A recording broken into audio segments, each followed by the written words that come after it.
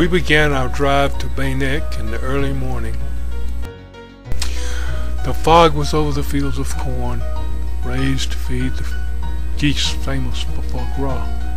There were quite a few chateaux and castles along the way, and little country churches too. The road ran along the Dordogne River, picturesque, but in its heyday it was a route to move goods downriver. The road hugs the cliffs, with most of the buildings vertical up the cliffs.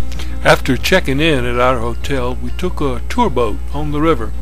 This is the kind of boat that you may remember from the movie Chocolat. The river was beautiful and the air was quite cool. We had originally planned on canoeing, but then we opted for the boat ride because of the weather. There are many photo ops along the river. There are villages all along the river. This is La Roque, the rock. These are the cliff dwellings of Viking days.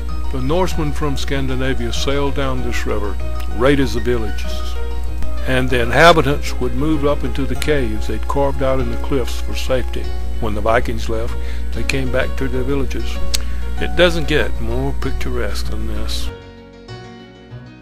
What a beautiful bridge across the Dordogne, and the castle in the background is awesome. After the boats were used to carry goods down the river, they were destroyed at their destination because it was too difficult to bring them back upriver. Man, this looks like a quiet spot. Probably a good place to fish. It was scary walking along here when two cars were meeting. I believe this castle or chateau is owned by a Saudi prince. There are some nice old houses along the riverfront. Most are built of stone, of course.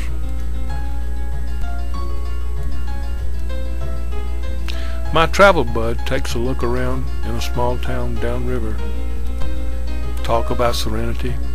The epitome of serenity must be a lot like this. This is a busy intersection in Baynek, where we stayed. Actually, it's the only intersection in Baynek. We walked up this street one morning for breakfast pastries. This is our hotel, Hotel du Chateau. It was at the intersection, and it was run by a delightful Dutch couple. But we left in the early morning hours to drive to Salé.